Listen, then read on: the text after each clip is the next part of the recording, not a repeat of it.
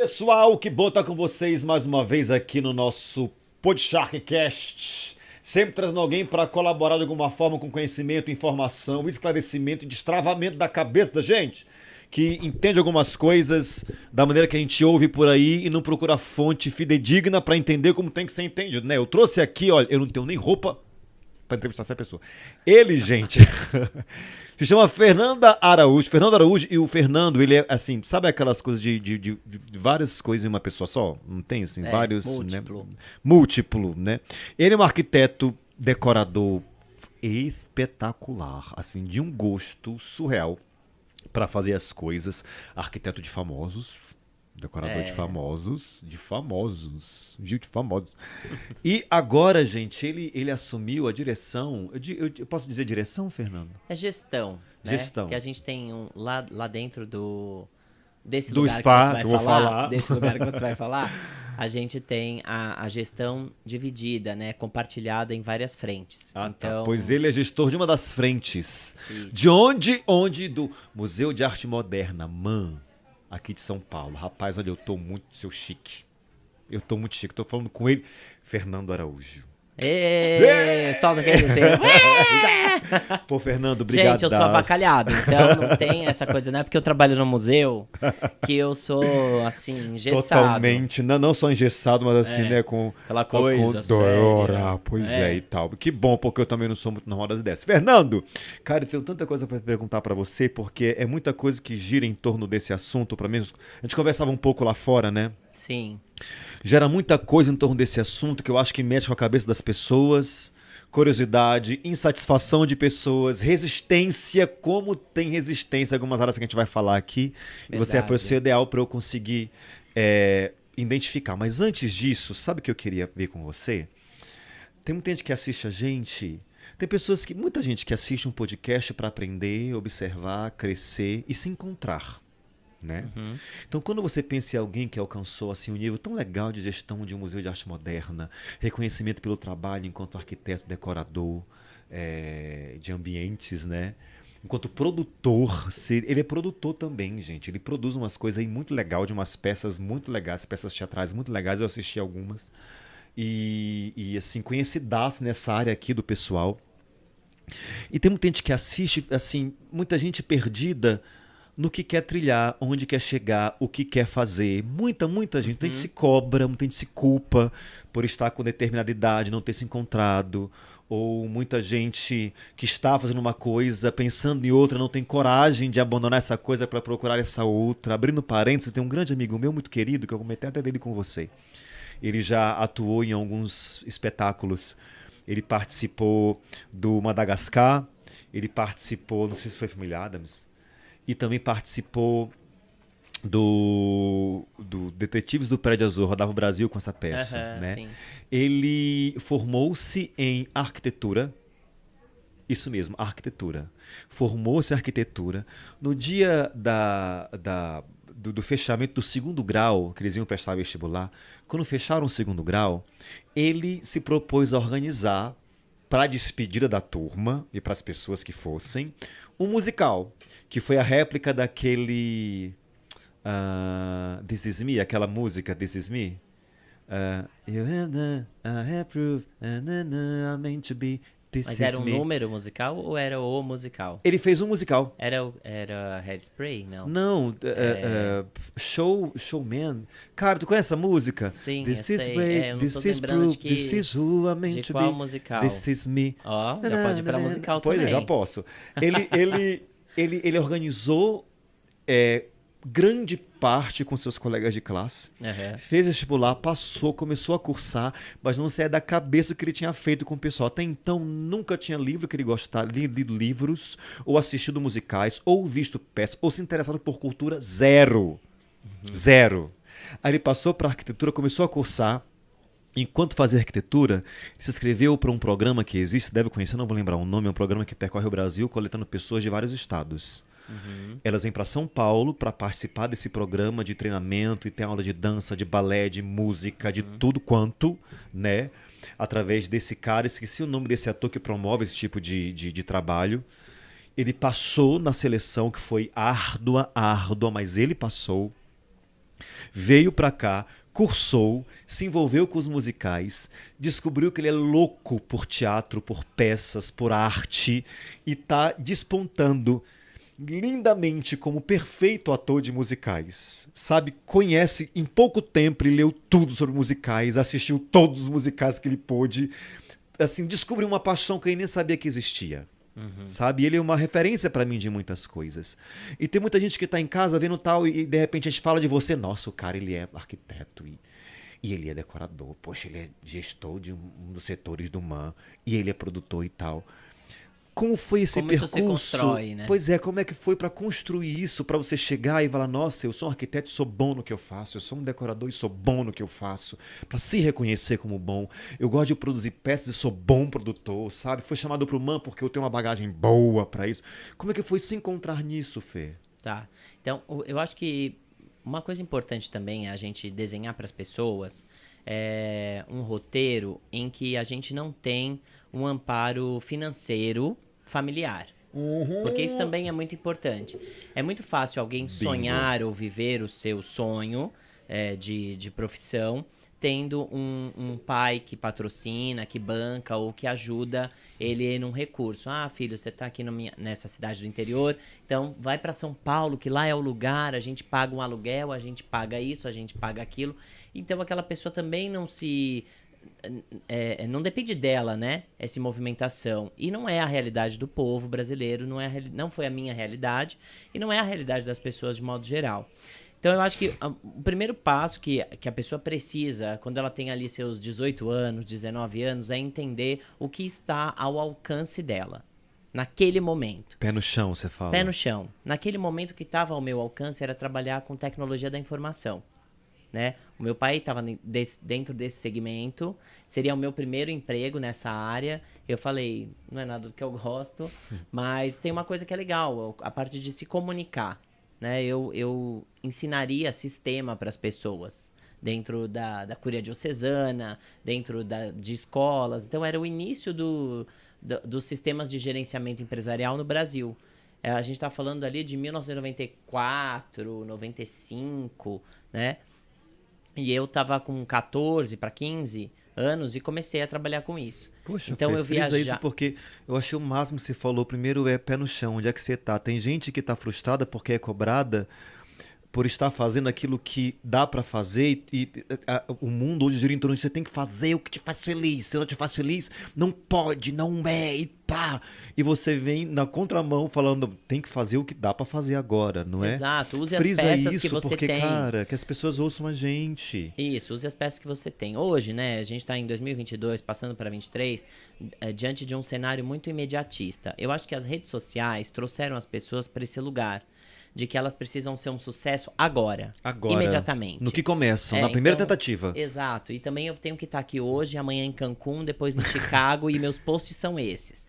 Né? E elas às vezes não entendem que muitas vezes ali é um fundo chroma key, que é um fundo verde, e a pessoa só colou aquele fundo de Chicago, da Torre Eiffel, e que isso é possível, né? Então as pessoas, elas também são inocentes num ponto de achar que tudo que está na rede social é verdade. E não é verdade. A imagem, ela é muito manipulada, né? Então eu acho que num primeiro momento, o que a pessoa precisa é abandonar esse lugar imediatista do sucesso, saber que uma escada se sobe degrau a degrau, e que o primeiro passo é o que eu tenho na mão agora. Quem é a minha tia que tem um comércio e eu posso trabalhar lá sendo vendedor? É o vizinho que tem um estabelecimento, uma loja de material de construção e eu vou ser o atendente? Não importa o que é. Cara, é isso. Importa o que tem ao seu lado naquela hora. O que tinha ao meu lado naquela hora era trabalhar com informática. E foi o que eu fiz. E aí eu queria muito fazer arquitetura, mas eu não passei na FUVEST, que seria uma faculdade pública. Então, o meu salário só podia bancar uma ADM naquela época. Então, eu fui fazer administração. Eu comecei com administração, 18 anos eu estava fazendo faculdade de administração, totalmente diferente de tudo. Mas o que eu pensei, se lá na frente eu realizar meus sonhos de trabalhar com coisas que eu gosto, a administração não vai ser tempo perdido. A administração eu vou precisar para tudo, até para minha própria vida. Se não fosse nenhuma profissão, né? eu precisaria de ADM. Aí eu falei, bom, tá, segui.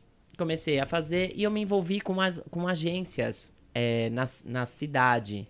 Agências locais, agência de atores, agência de modelos. E eu ia fazer pequenos trabalhos, assim, pequenas pontas. De ADM?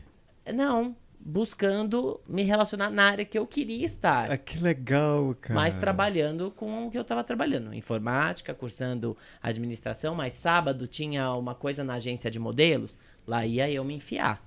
Né? Então, era um concurso de New Faces. Tá bom, eu vou lá. Precisa de ajuda? Precisa ajudar a produzir? Porque dali não saía a minha renda. Minha renda era meu trabalho de segunda a sexta. Ali era o meu lazer. E, ao mesmo tempo, era o momento que eu estava me inserindo na área. Para eu experimentar, para ver se era isso mesmo. Nós, no Manta, temos programas de voluntariado. Muita gente não sabe disso.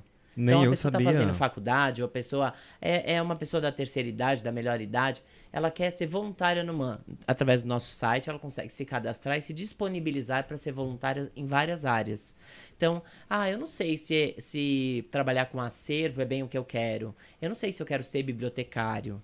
Mas eu tenho a possibilidade de experimentar. Nós, no MAN, oferecemos essa possibilidade para que as pessoas possam voluntariar em algum lugar. Ou recepção. E, por exemplo, muita gente precisa de estágio, né, para cumprir horas, essas coisas. É um bom lugar para se pensar sobre isso. Saindo dessa parte, eu fui para... Eu passei os anos, continuei trabalhando na área de informática, me formei em administração. E o que acontece no Brasil? A gente tendo uma formação, nosso salário basicamente dobra. Né? Quando você só trabalha, ok. Não, agora você tem uma faculdade. Né? Então, naquela época, hoje já é assim, você tem que ter 2 faculdades, uma MBA e falar inglês e espanhol, né? Pra te darem um salário mínimo com um pouco de bônus.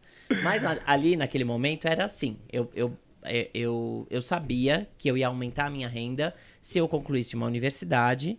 E aí eu poderia ir para a área que eu gostava, né? Eu poderia migrar para essa área no futuro.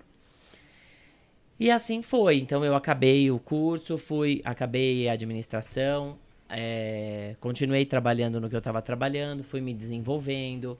Aí depois eu saí da parte de que eu trabalhava perto da minha família, fui trabalhar numa empresa concorrente, mas que já era maior, que já atendia grandes redes de supermercado e varejo. Então, continuei trabalhando com informática. E aí foi quando veio a possibilidade de sair de uma cidade do litoral e vir para São Paulo. Então, estar mais perto do meu sonho. Por quê? Porque a arte funciona muito em São Paulo. Sim. Né? Sim, São Paulo, sim, Rio, é o sim. eixo. Né? Então, eu tive a oportunidade de trabalhar em Santos com o Festival de Cinema Curta Santos, o Festa, que é um festival de teatro super respeitado em Santos. Enquanto eu estava me conectando nessas agências, nessas pessoas. Louco, Fê. Mas o meu trabalho não era esse. Entendo. Então, isso era a minha rede se construindo. Então, às vezes, também tem isso. Você tem o seu sonho e você tem a realidade. A realidade preciso colocar comida na mesa. O meu sonho pode ser só o início, a construção de uma rede de contatos, né? Eu conheço uma pessoa, a Tânia Champs, minha amiga, veio para São Paulo do interior, trabalhava com comunicação e o sonho dela era trabalhar com locução. Era usar a voz, ela teve banda, queria, mas isso não era o trabalho dela. Com essa conexão do trabalho, ela foi desenhando essa rede de contatos. E hoje, apesar dela ainda trabalhar no segmento de comunicação, ela fecha dublagens para Netflix e outros veículos de comunicação e faz narração. Então, hoje, o sonho dela a remunera. Era esse o ponto que naquela época eu queria. Queria chegar ao ponto do meu sonho me remunerar. E fui traçando Tem esses... que plantar, tem Exato. que plantar, tem que plantar. A escada tem que plantar. se sobe degrau a degrau. Não adianta a pessoa olhar... A gente não chama andar em arquitetura, a gente chama o pavimento. Então, o segundo pavimento é o segundo andar. Não adianta olhar para o segundo andar e achar que você vai dar um salto do primeiro para o segundo andar sem passar pela escada. Você vai se estrupiar. Essa é a grande verdade. Você vai dar um pulo, vai se arrebentar e vai cair e vai, ao invés de estar no zero, vai para o subsolo, né? Porque você vai descer mais ainda. E todo quebrado, machucado, mas Para se dificilmente... recuperar, para se recuperar, para subir, né? E aí as coisas foram indo, aí eu ganhando melhor, pude Tipo assim, bancar. você fazendo o seu trabalho que não era o sonho, Não. mas sempre minando e Sempre plantando no regando. seu sonho, né? Tempo sempre todo. jogando lá, semeando. Pega isso, gente, sabe? Pega isso. Ah, eu quero tal coisa, mas faz o que você está fazendo agora, vê a possibilidade de se inserir como voluntário em alguma coisa que você sonhe fazer e vai fazendo isso, porque você vai criar rede de contatos. Isso. Cara, gente, que O dica famoso massa. networking. Né? Mas é nada mais do que a sua rede de contato. Trabalhe essa rede, desenhe essa rede. É por ela que as oportunidades vão vir para as áreas que você quer, que você gosta, né? Então, eu comecei a fazer a faculdade de arquitetura, trabalhando na área de informática, mas já num lugar que era mais plural, mais amplo. Mas você já estava formado em ADM. Já. E aí meu salário tinha dobrado e eu tava podendo bancar arquitetura. E aí eu já dividi apartamento com outros meninos aqui em São Paulo. Aí a vida foi indo. Eu falei, nossa, gente, agora tá chegando perto da minha faculdade, de eu me formar, e eu andava com aquelas pastas gigantes dentro do escritório de informática e ninguém entendia nada. Veio uma oportunidade para eu crescer de cargo dentro da área. Eu falei, olha, eu não vou aceitar, porque aí vocês vão precisar que eu viaje o Brasil.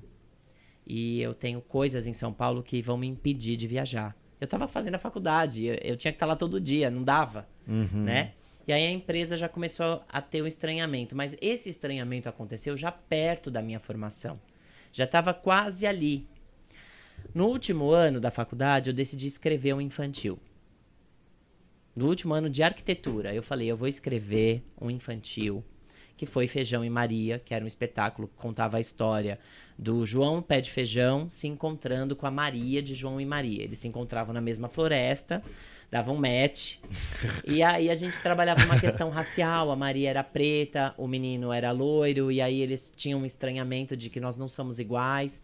E aí a bruxa diz, olha, mas para vocês resolverem as coisas, vocês vão ter que unir as forças, né? E aí a bruxa tinha uma questão consumista, então a gente trazia essas questões para a peça, né? O consumismo exagerado, a manipulação do lixo na natureza. Então ela desenvolve um tóxico e vai matando a natureza com isso. E aí eles se desesperam, enfim, e resolvem que o único caminho é se unir. E aí a gente eu escrevi essa peça, coloquei na lei de incentivo e falei, nossa, essa peça vai dar muito certo, essa peça vai ser o meu trampolim. Por quê? Outra coisa que eu também falo, desenhe a sua saída. Não é, ai, nossa, agora não aguento mais, pá. Não, desenhe a sua saída. O meu último de faculdade, meu último ano de faculdade foi um ano sabático. Eu desenhei ele para eu não trabalhar. Eu guardei dinheiro para eu poder ficar um ano dedicado à faculdade. Era muito extenso os trabalhos. Eu virava à noite fazendo projeto. Imagina, para vocês que não fizeram arquitetura, gente, é uma faculdade que hoje um escritório de arquitetura tem 6, 7 pessoas trabalhando em um projeto. Na faculdade é você sozinho trabalhando no seu projeto.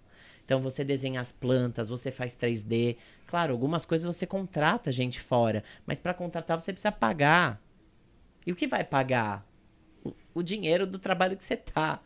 Entendeu? Eu vi muitas pessoas ao longo da jornada da faculdade, por exemplo, tendo que ter 2 empregos. E como que você tem 2 empregos e entrega o projeto? Então foram ficando pelo caminho. E eu ficava pensando, gente, é mal desenhada a estrutura, a pessoa não pensou. Ela não pensou. Aí que entrou a ADM da formação, você foi administrando as coisas pra, cara, tudo se encaixa. E aí, maravilhosamente, eu tive um patrocínio da Panko. Obrigado, Panko. Eu amo vocês. É uma empresa que eu respeito, inclusive, como ela respeita os seus funcionários e a estrutura do que eles desenham e pensam, né, como produto também. Eles eram muito fortes na periferia, com o consumo da bisnaguinha e dos outros produtos. E o meu espetáculo era desenhado para visitar a periferia através das fábricas de cultura. Então, eles se apaixonaram na ideia e fecharam um patrocínio. E aí nós viajamos São Paulo e algumas cidades do interior de São Paulo com o espetáculo, com 14 apresentações. Quando entrou o patrocínio, eu decidi que eu ia sair. Você era o produtor e ator ou só o produtor? Eu era o produtor e criador do espetáculo. Eu não atuei. Aí é muita coisa.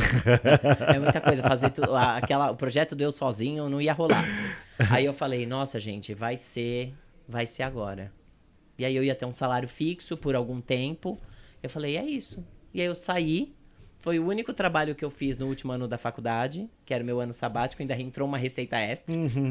Desenhei o meu trampolim. E aí, quando eu acabei a faculdade, pra você ver, eu estagiei arquitetura no escritório de uma amiga minha que tinha estudado anos atrás comigo. E eu liguei pra ela e falei, Renata, é o seguinte, eu vou estagiar no seu escritório. Aí ela falou, não, mas é que a gente não tá abrindo vaga pra estágio. Eu falei, não tem problema. Eu vou estagiar e vocês não precisam pagar. Porque o que eu preciso é do estágio, eu preciso viver o estágio, porque a faculdade exige. Então, eu me proponho a estagiar pra vocês. Você tem certeza? Falei, tenho.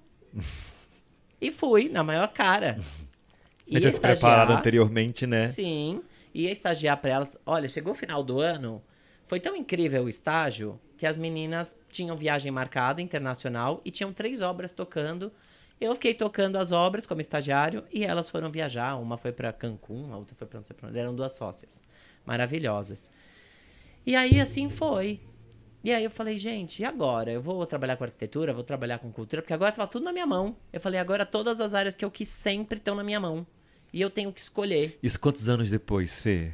Nossa, eu me formei em arquitetura com 30... Não, digo, pra você chegar e falar assim, o meu sonho tá nas minhas mãos, tanto a arquitetura quanto a arte. De quando você sonhava que você teve que fazer a 18. parte de... 18 anos depois. Não, 18 eu sonhava. Sim. Com 30 eu tava nessa hora. 12 anos depois. Ninguém tá falando de uma semana, de um mês, de um ano. Não. Ninguém tá falando disso, cara. Coisas demoram pra serem regadas e crescerem. Demoram. Mas aí quando chega a colheita, menino, prepare os cestos, né? Prepare os odres, porque a coisa é assim. Ai, meu pai, enlouquecedora, né? E aí foi. E aí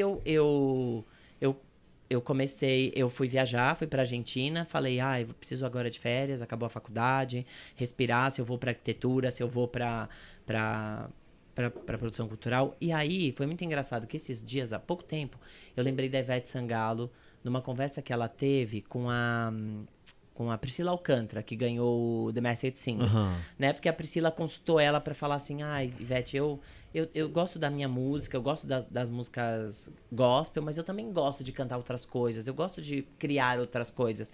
E a Ivete perguntou pra ela, por que você tem que escolher?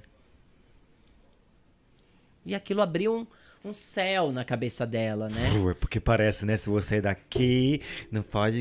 Exato, porque a gente no mundo, a gente criou esse padrão de que as pessoas precisam estar em caixas. Elas precisam, você é isso, então a sua profissão é isso. Você é esse, você é esse. A sexualidade das pessoas é definida também assim. Você é dessa caixa, ou você é dessa, ou você é dessa. As pessoas não são livres. É uma loucura. Eu falava com uma amiga minha que ela cursou Le Cordon Bleu. Aquela escola de chefs. De chefes, né? Acho que é a melhor do mundo, né? Uma francesa. Sim.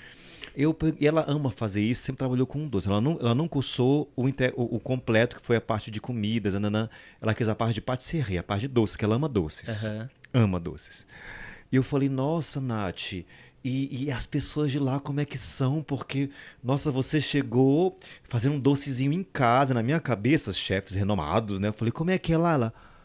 não, Bruno, lá tem uma delegada, tem um juiz, ou seja, é todo mundo nada a ver. Que se você falar, você faz Le Cordon Bleu, mas você é juiz federal, e daí? Eu quero fazer doce. Exato. Entendeu? Né? A delegada... E às vezes foi a paixão dele, a vida toda. Pronto, mas sabe? Ele desenhou esse caminho. E a gente olha com um olhar estranho. Eu estranho, falando, mas o que um juiz faz na Le Cordon Bleu querer fazer doce? Ele ama, ele quer fazer, deixa ele. Eu falei, é verdade, cara, né? Por que eu tenho que escolher? Por que eu não posso aprender a fazer um doce profissional? Só posso ser juiz federal, né? Assim, a nossa cabeça é muito assim, né? É muito fechada. Então... Porque eu tenho que ser... Outro dia eu conheci uma menina que cantou no The Voice e trabalha na central do Itaú Unibanco. E ela estava realizando o sonho dela, ela foi atrás, porque aquele é o sonho dela. E aos finais de semana ela faz casamentos, e aquilo mexeu na vida econômica dela de alguma forma. Mas ela falou, mas eu ainda continuo aqui, Fernando, porque o meu sonho ainda não se banca. Ele ainda não segue, não anda sozinho. Eu falei, sábia é você. Bom senso. Que tá sabendo construir esse caminho. Bom senso. Eu falei pra você, é um pessoal que que a gente as pessoas estão sendo estimuladas a abandonar tudo, persiga seu sonho, larga tudo e vá. Não é assim, gente. Não, e aí eu vou te falar mais. Esses coachings de internet que falam isso para as pessoas, né? Arrisque tudo! Pule, né, do trampolim, pule no escuro sem saber onde vai. Gente, só pule no escuro diante de Deus. Nesse você confia plenamente. Não pule no escuro por ninguém. Porque você vai se estabacar. Exatamente. Essa é a verdade. Então, o que essas pessoas fazem, além de serem grandes charlatões, provavelmente eles têm umas costas bem largas de um pai que banca, que sustenta ele, que segura a onda, né? Não é a realidade do nosso povo. Pra eles pegarem e falarem, pegue as suas economias, invista tudo na bolsa. Olha a bolsa como tá agora. Não é isso. Eu tô com dinheiro parado lá há meses e meses, que eu não posso vender uma ação. E se eu dependesse desse dinheiro? Exatamente. Então, as pessoas precisam estar em alerta. Pé no chão. Eu fui numa palestra de uma inteligência, assim, extraordinária no evento do Sebrae. Inclusive, é um evento que fica o convite para que vocês estejam esse ano, vai ser na Expo São Paulo, no meio do ano, a Feira 2023. Do Empreendedor. 2023, a Feira do Empreendedor. E o Walter Longo esteve lá palestrando. O Walter foi sócio do grupo ali do Roberto Justo, das agências de publicidade. E ele estava falando justamente sobre isso, sobre esses coachings de internet, né? Sobre as aberrações que eles falam, sobre o imediatismo. Gente, eu não tô doido, eu achei que eu tava doido porque eu pensava assim, que alívio que você veio aqui, que eu achei que eu tava doido porque eu pensava, não é, tem alguma coisa errada, não é, gente, é devagar, é passo a passo, não é um boom, não é um vrá, não é assim, que alívio que você tá me dando, O sucesso não vem por Wi-Fi.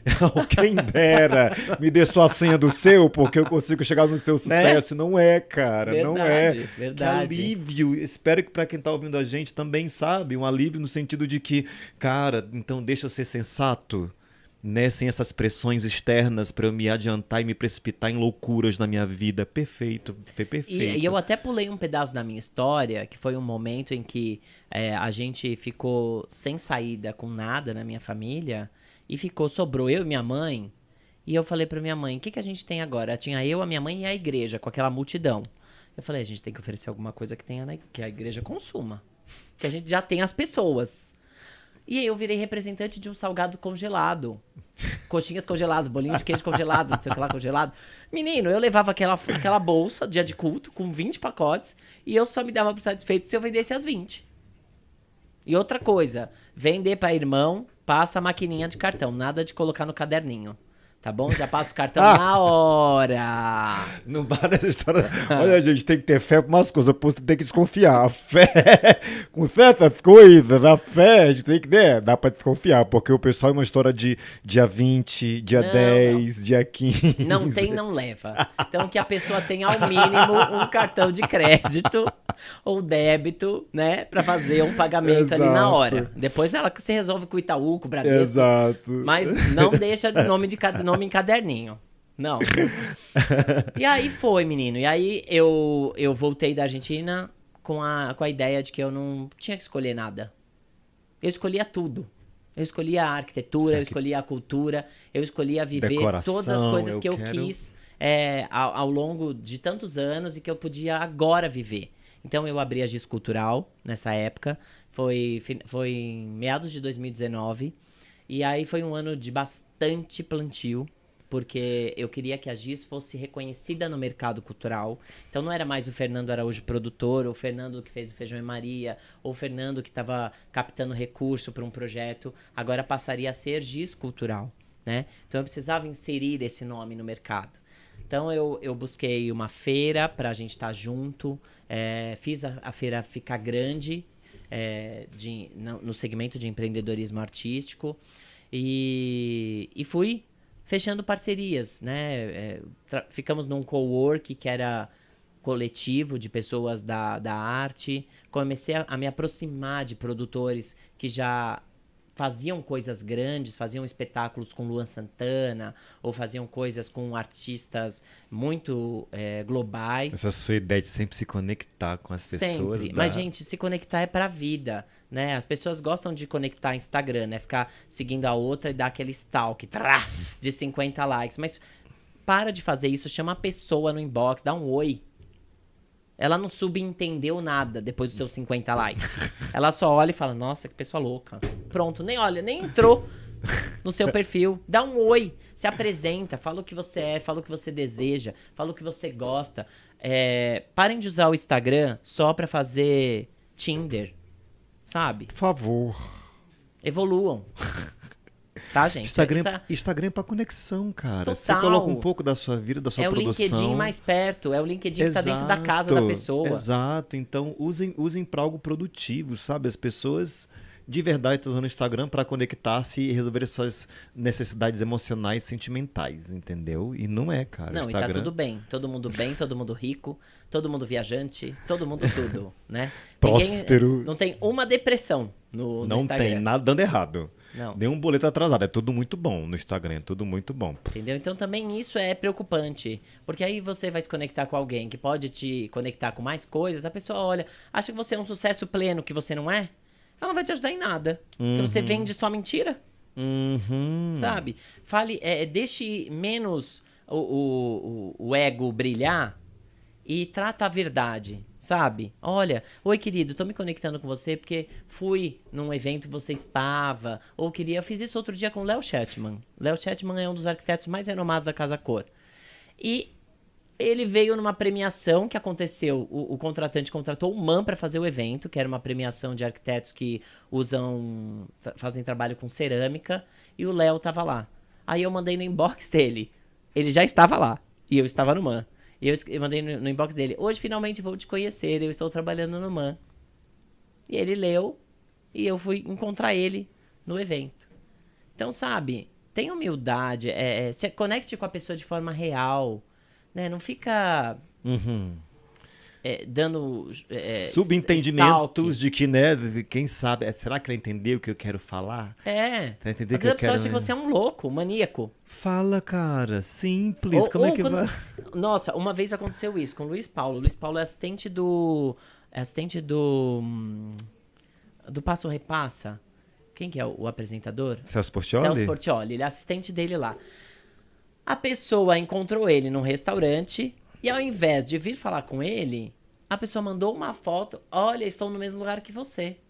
Imagina o pânico. A pessoa ficou assim, ó. Ele não conseguia ver quem era. A pessoa não foi se apresentar. Quem é esse louco? Não é uma coisa de psicopata? Então, a pessoa perdeu uma chance de uma interpretação legal, né? De estar ali junto com a outra. Conectar-se. De se conectar, exato. E na verdade, ela criou uma situação... de repulsa total, né? Né? Que a vontade dele era... Ele falou, a minha vontade era levantar e ir embora. Eu fiquei muito assustado. Né? Porque onde estava a pessoa? Onde ela estava? Quem era? Cara, como... As pessoas querendo resolver estão atrapalhando as coisas, né? Com suas atitudes meio que de pensar. Ia ficar que é o louco. Que já aconteceu como também. Eu tava num banco. Eu vou pegar água. Tá. Empurra essa jarra pra gente. Joga pra cá. Uma pessoa chegou no banco e mandou uma foto pra mim. Eu tava numa fila do banco, a pessoa colocou assim: realmente você é paciente na fila. Pá, mano, disse quem era. Eu falei, ai meu Deus. Não diz quem era, onde estava, né? Nada. E um Instagram sem foto. E um Instagram sem foto. E eu falei, meu Deus do céu, livrai-me. A gente cria repulsas querendo criar pontes. Isso não rola. Quando você decidiu colocar a Giz nesse lugar, já era pensando na conexão que você ia fazer dentro desse lugar para a Giz e com a Giz. Você falou, eu fui para um coworking onde tinham pessoas que trabalhavam com arte. Sim, eu sabia que ia me impulsionar. Então você já foi lá com esse olhar. Assim como eu também me conectei a essa feira. Eu sabia que a minha marca ia se impulsionar, porque frequentavam a feira palestrantes grandes, né, do cenário cultural. Pessoas globais, pessoas... Thiago Bravanel já tinha palestrado, a Fernanda Chama, que fazia júri para a Dança dos Famosos. Então, eu sabia que eu ia me conectar com pessoas que estavam dentro do network da área cultural. Da sua entendeu? área. Então, aí foi. Aí a Giz Cultural começou, veio a pandemia. E aí eu pensei, e agora com a pandemia? Pois é, 2019. Sim. Só que o que aconteceu incrivelmente foi que a pandemia foi muito boa para a Giz Cultural. Porque nós tínhamos uma frente já aberta de se pensar coisas gravadas, conteúdos que fossem em formato de live, fosse transmitido, né? Então, a gente fechou uma grande parceria com a Catavento Cultural.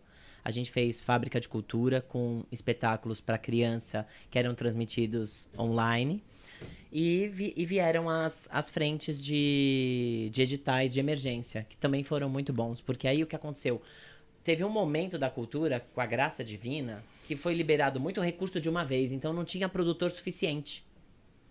Então foi se indicando em grupo, olha, eu conheci a Giz Cultural num evento, ó, você pode ir lá falar com a Giz Cultural, talvez a Giz Cultural. Você não quer tentar com a Giz Cultural? E aí o nosso e-mail começou a chover de gente, olha, eu preciso disso, ou você não pode captar pra mim, ou você não pode vir produzir pra mim. Uma das pessoas que era da feira me conectou ao Laboratório Siameses, que é a companhia de dança, e eu me tornei produtor, e você foi assistir um dos nossos espetáculos, eu me tornei produtor. E ali foi muito bom, porque nós tínhamos ganhado um fomento à dança. E o fomento na cidade de São Paulo é um trabalho longo, de 12 meses. Então deu para ter uma estabilidade financeira, o que é muito difícil na cultura. A gente vive a admissão e a demissão muitas vezes. Porque o projeto começa e termina. Termina aquele limbo. Até você caçar outro projeto, começa e termina. Começa e termina. Então é um movimento muito comum dentro da cultura. E em paralelo a esse movimento de sobe e desce, tinha a arquitetura acontecendo, né? Eu criando espaços home office para as pessoas em casa, que foi o boom de home offices, né? As marcenarias não tinham material no início da pandemia. Porque foi tanta chapa de MDF que todo mundo precisava para montar bancada, colocar bancada na varanda, bancada no quarto, bancada pro filho estudar, bancada para não sei o quê, que foi uma loucura. Que louco. Então a arquitetura também deu um boom nesse momento. Porque as pessoas iam ficar em casa, tinham que trabalhar. E qual era a realidade dela? O balcão na cozinha, a cozinha americana. A mesa de jantar. E não dava. Com criança em casa, as pessoas estavam enlouquecendo. Então, assim, era a mulher tendo que trabalhar, o marido tendo que trabalhar e as crianças tendo que estudar. Então, todo mundo precisava de uma banqueta e de um notebook. Construir espaços, né? Então, a coisa foi enlouquecida, assim, enlouquecedora. Muita gente começou a olhar para sua casa e pensar, não, essa casa não serve mais para mim, eu preciso me mudar. E aí, no meu trabalho da Casa Minimalista, eu tinha uma frente de assessoria para mudanças residenciais. Então, eu fiquei louco. Eu fiquei louco na pandemia.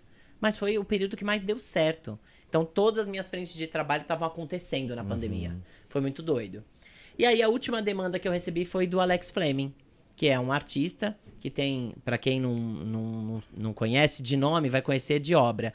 A Estação Sumaré, que tem aquelas pessoas coladas, assim, na estação, é uma obra do Alex Fleming, uma intervenção do Alex Fleming. E a gente recebeu essa demanda, ele ainda estava na Alemanha, mas ele ia participar de uma exposição que ia celebrar os 200 anos do descobrimento do Brasil, da independência do Brasil.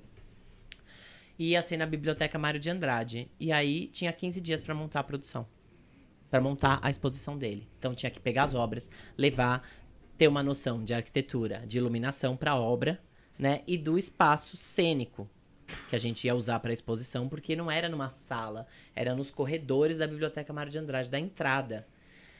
E foi o caos. Mas isso me despontou, porque hoje o Alex Fleming tem um reconhecimento internacional. Então, quem é a Giz Cultural que está promovendo o Alex Fleming? E aí o meu nome começou a ficar... Eu lembro que você ficou loucão nessa época, você ficou doidão. Louco, lembro. Eu fiquei muito fora, Fiquei muito fora, real. E aí o meu nome começou a circular nessa esfera museológica de arte. Porque até então eu produzia espetáculos de infantil, de teatro, música, esporadicamente, e dança. Eu não tinha ainda ido para exposições, né? Então, quando conecta com Alex Fleming, a coisa fez opa, né? E aí um produtor lá atrás me indica, me coloca na roda para uma vaga que estava surgindo no MAN. Olha, tenho uma indicação para vocês. Não sei, talvez atenda o que vocês estão precisando.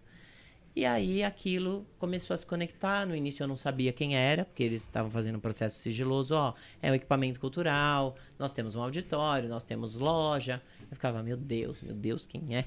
Quem é que tem loja? Aí eu ficava pensando. Aí um dos problemas deles era acessos, né? Acessos. Não é assim no eixo da Paulista. Aí eu comecei a eliminar. Então não é o Instituto Maria Salles, não é o Itaú Cultural, não é no MASP, não é não sei o que lá. E até... E conversa vai, conversa vem, conversa vai, conversa vem. E você não sabia que era o Museu de Arte Moderna até então? Que doido. Não, eu fui saber quando eu já ia ser aprovado. Quando eles falaram, olha, Fernando, a gente gostou, vamos contratar. A vaga é aqui no MAN, dentro do Parque do Ibirapuera. Aí eu falei, uau. E aí pra mim era uau, não só por ser um museu na área cultural, mas por ser um edifício construído por Lina Bobardi, com uma marquise do Oscar Niemeyer.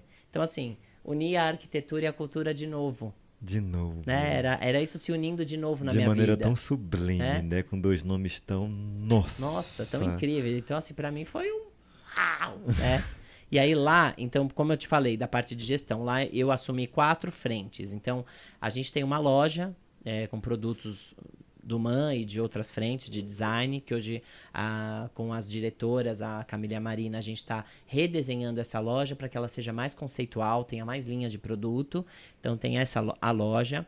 A plataforma de cursos, porque o MAN oferece cursos dentro do segmento de arte, curadoria, online e ao vivo.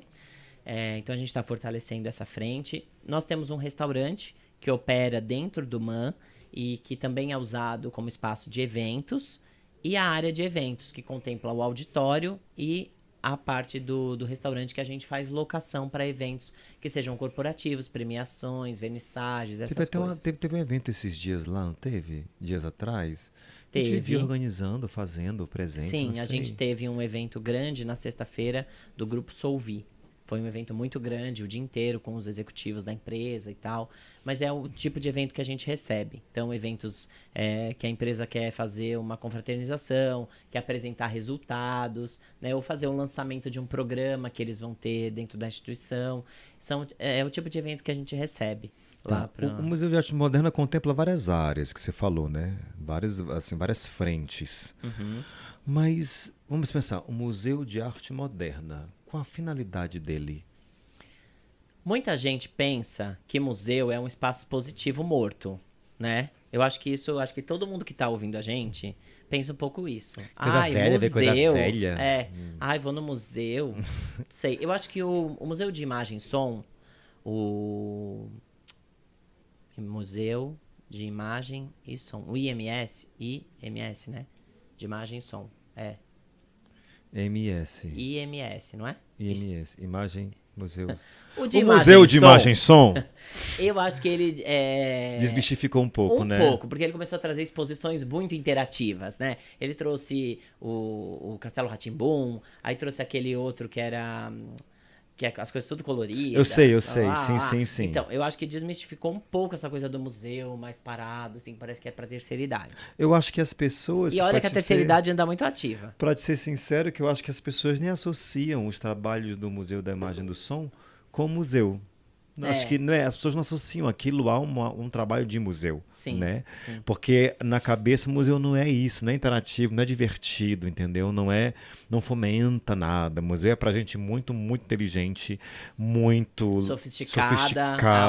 Alto ticket, né? Econômica. Exato, que sabe olhar as coisas, entender e decifrar e ler aquelas imagens. Então, qual a finalidade do Museu de Arte Moderna de São Paulo? Tá, então o principal é entender que um museu ele promove a cultura em diversas frentes. Os espaços expositivos eles são parte de todo um trabalho que acontece. No MAN, por exemplo, a nossa parte educativa é muito maior do que e tem muito mais fluxo e giro do que a nossa parte expositiva. Olha né? que louco. Esse ano mesmo nós recebemos o Panorama, que é uma exposição que acontece bianual. E ela fica um longo tempo. Então, ela estreou em julho e ela vai agora até 15 de janeiro, né? Quem ainda não foi, convido vocês a irem. A exposição aos domingos é gratuita, as salas de visita, então não vai gastar nada. Vai pro Parque do Ibirapuera, acessa pela estação ACD da linha Lilás. Uhum. É só uma caminhadinha, não é longe. E aí você Bem vai lá pertinho, no MAN gente. e entra gratuito para conhecer as exposições. Então, essa é uma exposição bianual. Então significa o quê? Que quase o ano todo fica parado. A mesma exposição. Só que o nosso educativo não fica parado. Nosso educativo tem atividades para bebês aos finais de semana, tem o MAN Família, tem o que traz as escolas para visitarem as exposições. Então, a gente recebe, às vezes, 3, 4 escolas no mesmo dia, com cada escola com 40, 50 alunos. Então, é uma excursão gigante que entra e tem a visita guiada para o profissional explicar qual é a obra, qual é o artista, qual é a visão do artista. Pra Então, gente é um espaço morto, que tá lá quem quiser vai. Como ninguém quer, então tá vazio, mas tá lá existindo. Muita coisa E outra, feita. e tá lá existindo para aquelas pessoas, funcionárias públicas, ficarem lá. Outra coisa, gente, o MAN não é mantido pelo governo. O MAN não, nós não somos funcionários públicos, tá bom? Não somos. Não somos. Não somos. Cara, eu assustei, porque, te juro, me desculpa, achei que fosse ligado ao governo de São Paulo, ou à prefeitura de São Paulo, por levar esse nome, por levar essa chancela, né, esse peso de ser um museu de arte moderna, tão bem projetado, tão bem conhecido e reconhecido, imaginei eu, que fosse totalmente conectado. Mas não. Os museus, de forma geral, eles têm gestões próprias, tá? Então, por exemplo, o Museu de Arte Moderna, o Museu Afro, o Museu de Arte Contemporânea, que fica do outro lado da rua, sabe? Do outro lado da rua, que é um prédião, que tem um último andar, que é um rooftop. Sim. É o Museu de Arte Contemporânea. Gente, lá não é o MAN, lá é o Museu de Arte Contemporânea. O MAN tá dentro do Parque do Ibirapuera. Aí, tem um CNPJ que rege essa instituição e é uma instituição sem fins lucrativos. Aí você vai falar, mas Fernando, então como que essa gente se sustenta? Como que monta uma exposição, né? Como que traz obras internacionais, o acervo, como que faz funcionar? Se mantém, né?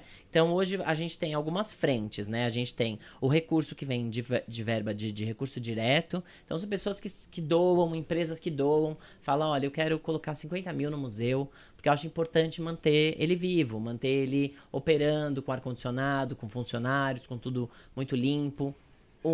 Esse. Ou nós escrevemos nossos projetos em leis de incentivo.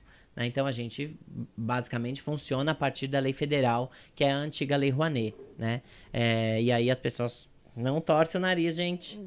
Eu falei pra você que eu acho legal você falar isso aí, porque se criou uma imagem com relação à Lei Rouanet que estão usando o meu dinheiro para palhaçada, né? Estão usando o meu dinheiro, quer dizer que todo mundo, quem se declara artista já recebe dinheiro do governo, quem já se declara cantor, ator, curador, o que é que seja, pronto, já recebe uma bolada de dinheiro do governo e tal. Essa Lei Rouanet, que é parte do subsídio para os museus. Né? Também. Sim, ela subsidia projetos culturais, de produtores culturais, mas subsidia museus. Então, o plano anual dos museus, ele é aprovado na lei de incentivo, e aí a pessoa e a empresa, as empresas somente as que são lucro real. Então, outras empresas que são LTDA, essas empresas que não têm esse faturamento considerado digno de aportar, não sei por quê, porque devia ser para todo mundo poder colocar um recurso de dedução de imposto de renda no projeto. Mas no formato da lei se entendeu que são somente empresas lucro real e pessoas físicas que podem contribuir. E aí é 4% do que a pessoa tem que pagar à Receita Federal. Então, o que acontece, gente? O primeiro passo é que a pessoa inscreve esse projeto dentro de uma plataforma que é aberta para todos consultarem, que é o Salic. Digita aí no Google, Sistema Salic. Dá Enter, você vai entrar. Você pode digitar o nome que você quiser. Você quer consultar o musical que foi da... Sei lá, fala um musical que você foi assistir ultimamente. Dona Summer. Digita Dona Summer, vai aparecer o projeto, quem patrocinou, quanto captou, tal. Não adianta o Bruno chegar lá e falar assim, eu quero escrever um projeto de 500 mil. Aí ele vai e coloca o projeto. Só que a empresa dele é de transporte rodoviário. Vai aprovar? Jamais. Não. Só pode ser empresas que tenham segmento cultural no estatuto do seu CNPJ, né? Então é toda uma coisa para ser aprovado o que eu estou enviando. Não é assim, eu quero aprovei, recebo o dinheiro, pronto, coloca um dinheiro em mim, assim outra funciona. Coisa que é um erro que as pessoas pensam, que a pessoa colocou o projeto, aprovou, já veio o dinheiro. Não é assim, não é um edital. Isso se chamam editais. A prefeitura seleciona projetos e contempla com dinheiro 100 mil, 50 mil, 200 mil. Normalmente é até aí.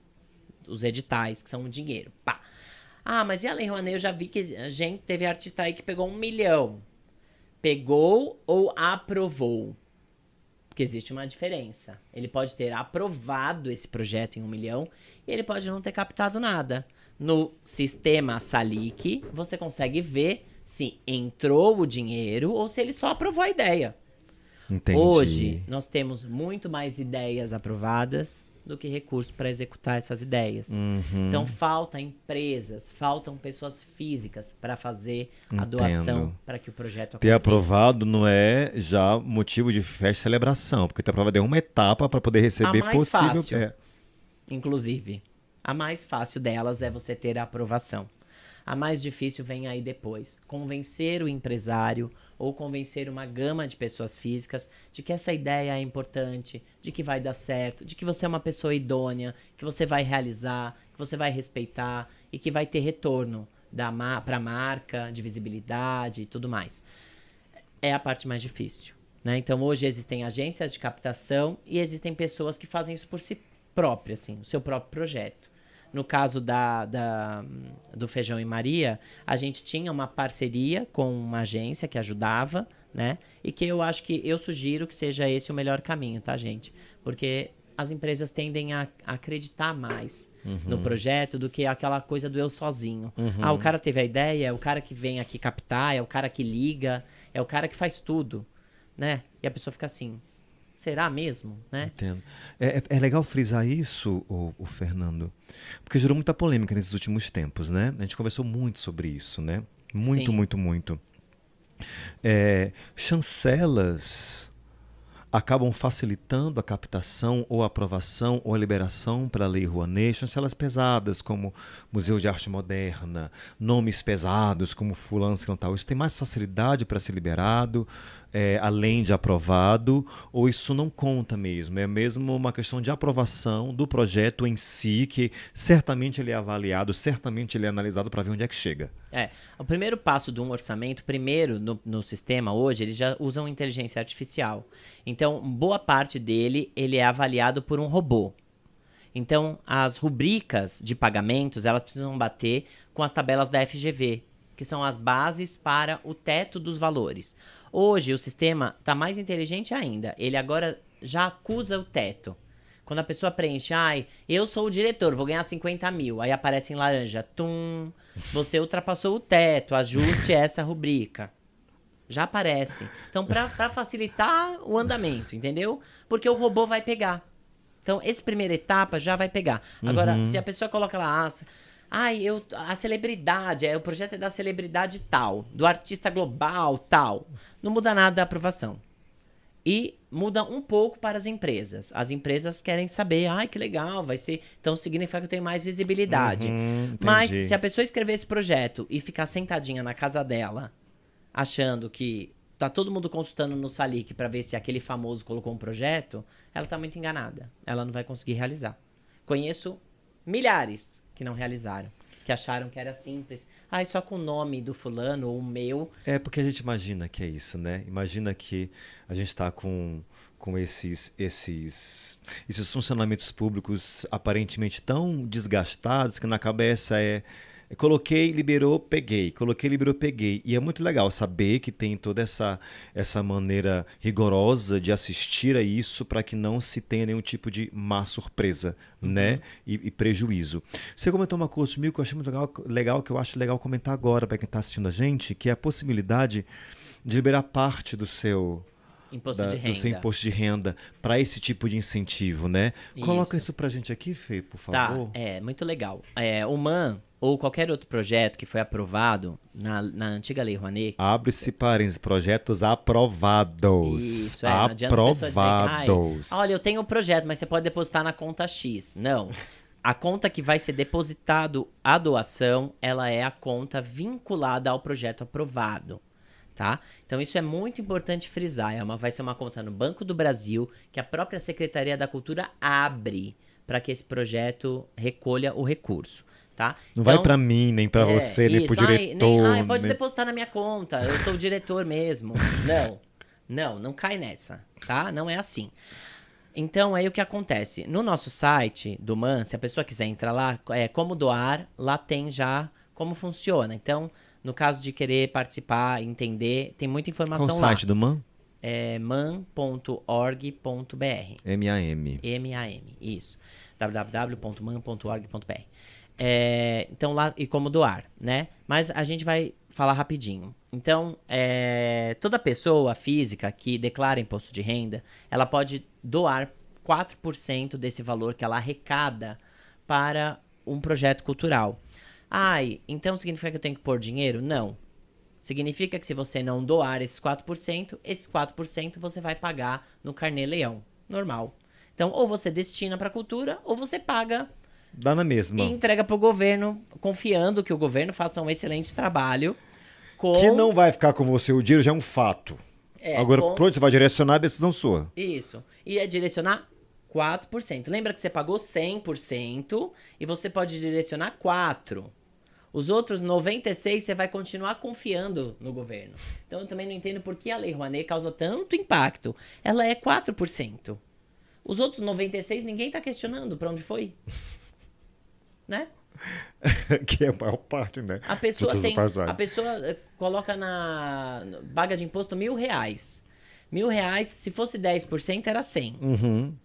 Não é 4, é 40 que ela pode dar para um projeto cultural. Então, dos R$1.000 de imposto, R$40 ela doa para um projeto cultural e os outros 960 ela paga de imposto. E o importante é saber aonde estão esses 40. R$40.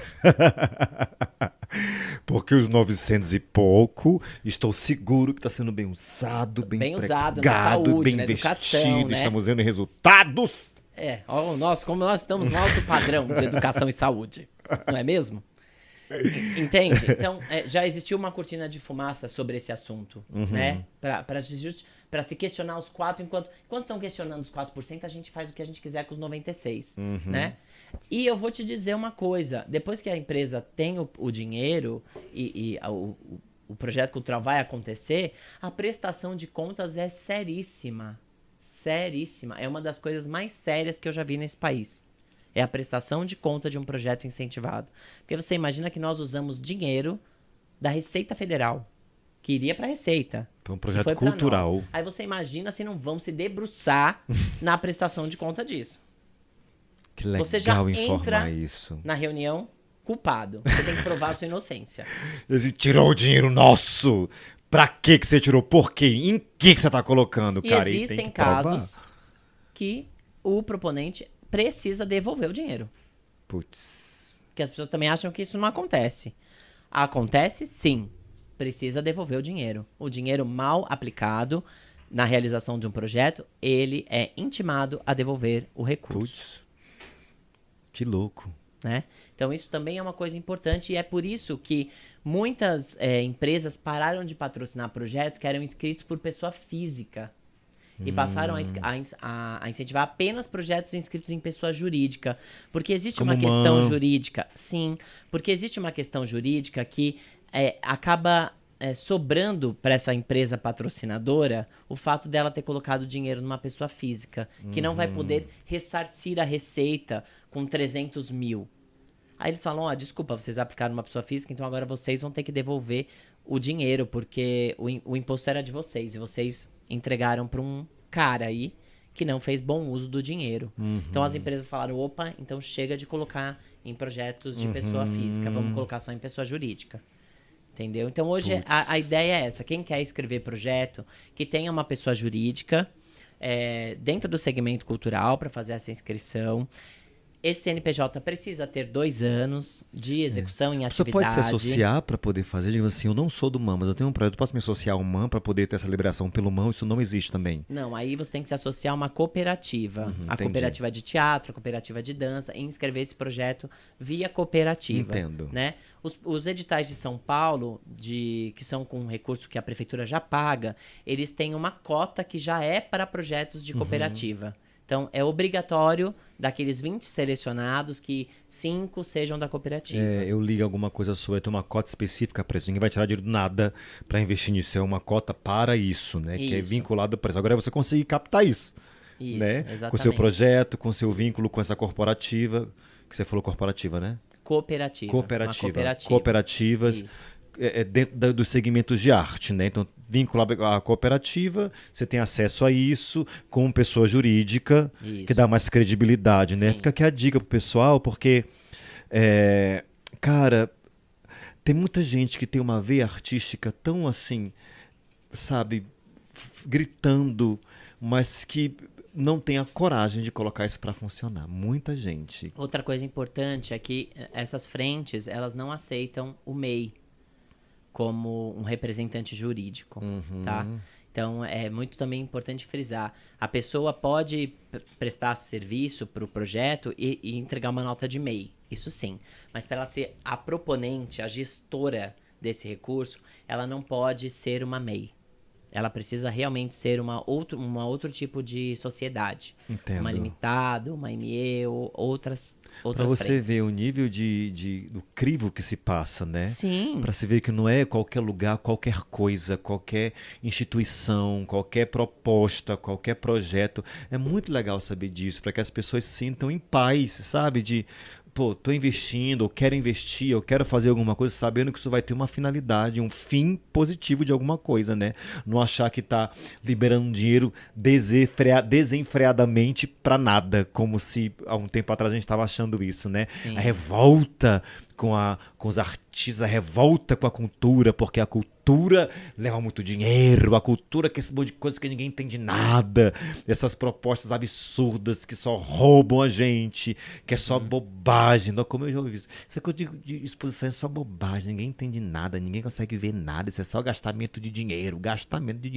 Eu falo, meu pai, o povo não está inserido na questão cultural como falta isso para o nosso país, né? Isso é uma coisa que acontece muito em sala expositiva, da pessoa chegar e ficar indignada com a exposição que ela tá visitando, e ela falar, mas até meu filho faz isso daí, esse negócio aí no chão. Meu filho de 2 anos.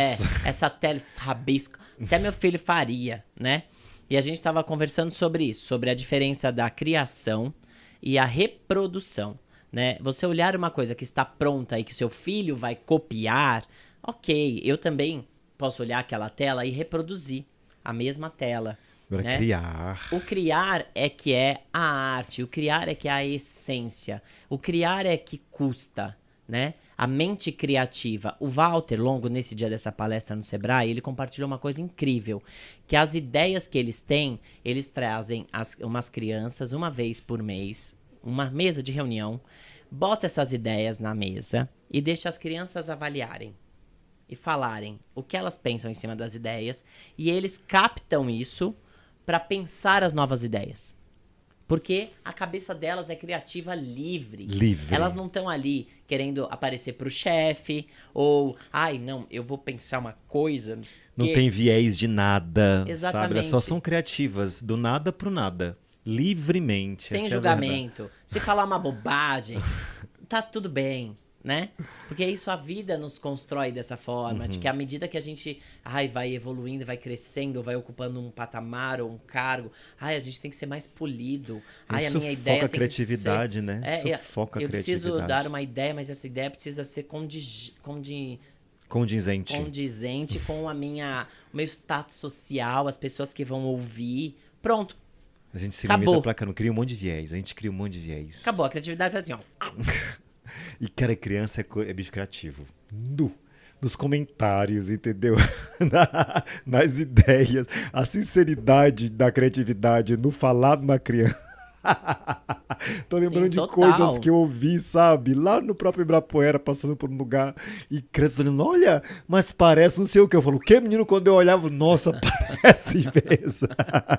Quer ter boas ideias, consulte crianças que vão te ajudar, né? Então pense sempre sobre isso quando você for visitar uma exposição. Pense sobre o que aquilo provocou, né, em você. Teve uma foto que viralizou de um monte de lixo, assim, e aí tinha uma luz contra esse lixo e fazia na parede a projeção de um casal tomando vinho, assim. E era um monte de lixo. E, na verdade, nada daquilo é verdade. né? A projeção é um filtro na lente que projeta essa imagem. E a sua mente acha que o desenho do lixo é aquela reprodução. Né? Então isso é muito interessante, né? E a pessoa pensa, nossa, olha a exposição, um monte de papel amassado no chão. Eu também faria isso. Mas você teria tido essa ideia criativa de montar um monte de lixo e colocar um filtro que projetasse na parede a ideia daquilo e tudo mais? Despertar isso nas pessoas, né? Acho que isso tem que ser destacado e respeitado. Porque o pessoal que cria, nossa, deve sofrer muito bombardeio de muitas coisas, né? Críticas, etc. Mas não deixam de criar. Você é um cara que cria muito. Parabéns. Obrigado. Parabéns pelos espetáculos, pelas produções. Parabéns pelos ambientes que você cria, que são lindos. Gente, esse garimpa cada coisa, você que acha cada coisa assim nesses sites de venda, não sei o quê, que ele garimpa para os clientes dele. Olha, cara, pô, Fê, que honra poder te conhecer, que honra te receber aqui. Nosso tempo acabou. Eu nem acredito, porque nem parece que passou A gente uma ficaria hora falando aqui. milhares de coisas, né? Milhares de coisas, mas assim, de tantas coisas que eu vi e tantas coisas esclarecidas mesmo, eu vou te falar muito que me marcou. Muito, muito, muito, muito que me marcou, e quem sabe as pessoas de casa. A questão do abraço que você tem para investir no que você quer. Sabe? Muito legal. Não largue tudo para trás do que você quer, sendo que você não tem nada para financiar o que você quer e deseja. E você vai se frustrar. Exato. Abraço que você tem para poder financiar, investir, correr atrás daquilo que você quer. Obrigado por deixar esse ensinamentaço pra gente, porque você chegou longe pra dedéu, sabe? Você é o cara de tudo que você assume que você faz, você é muito bom. Eu me inspiro muito, de verdade, não é porque você tá aqui não. Eu acho que quando você pega uma coisa para fazer, em pequenas conversas que a gente tem, a tua seriedade em falar daquilo. E às vezes eu lanço uma brincadeira, só que é tão sério aquilo pra você que você nem entende a brincadeira. E você leva aquilo, não, mas isso aqui a gente faz é assim, pam, pam, pam, seriedade. Eu falo, gente, oh meu Deus, dá um pouco disso, porque é isso que leva as pessoas ao sucesso, sabe? Seriedade, idoneidade naquilo que elas fazem, produzem. Parabéns. Obrigado, Parabéns. Obrigado. Espero todo mundo na Feira do Empreendedor, no Sebrae. Isso. Com certeza a gente vai estar participando do evento. No MAN também, visitem Espero todo o MAN. mundo no MAN. Se vocês quiserem ir aos domingos, que é grátis lá, vão. Dá pra almoçar, dá pra tomar um café, dá pra visitar a lojinha, tem coisa de todo tipo, tem cartões postais maravilhosos da exposição, cadernos, E quem quiser livros. conectar o Fernando, não apenas o Fernando, diretor de Malas Frente do MAN, arquiteto, decorador, blá, blá, blá. Quem quiser conectar o Fernando, acha ele como na rede social? No Instagram, direto, Fernando Araújo Arte, arte mesmo, ARTE Brasil, né? Arte Brasil, né? Não é arte. Arte do arte. Brasil. É, Fernando Araújo Arte. Pode me mandar inbox, se quiser perguntar alguma coisa. Se quiser saber do voluntário, né? Pra tá lá, como funciona. Se quiser doar também pro MAN, como funciona. Sim. Mas tudo também, gente, tem no site. Essas coisas tem no site do MAN. Visitem o site. Ano que vem a gente faz 75 anos. Uau. O site vai ser reformulado. Tem muita coisa legal pra acontecer no MAN ano que vem. E não vai ser parado, porque ano que vem a gente tem 6 exposições Uau. durante o ano. Então vai ser um auê. Estarei em todas, porque agora a minha vida Muito tá mais bom. tranquila. Se Deus quiser, estarei com você. Fernando Araújo, meu povo. O cara. Obrigado, Fê. Obrigado você Obrigadão pelo por ter convite. vindo, tá? Amei. Gente, obrigado. Até a próxima, nos vemos. Beijo. Beijo.